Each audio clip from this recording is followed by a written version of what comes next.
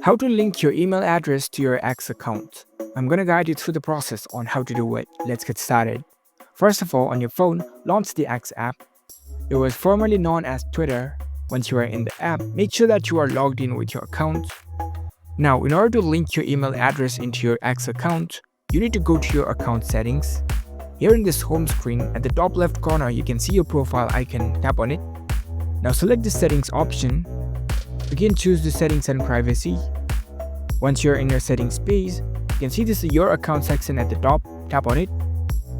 Next up, select this account information. In this account information page, over here you can see this email address option. From here you can link your email address.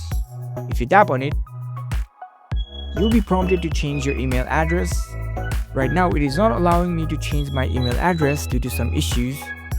But you can simply tap on this email address and follow along the process to change your email address. So that's how you can successfully link your email address to your X account. If you found this video helpful, don't forget to give this video a thumbs up and subscribe to our channel for more tech tips. Thank you for watching.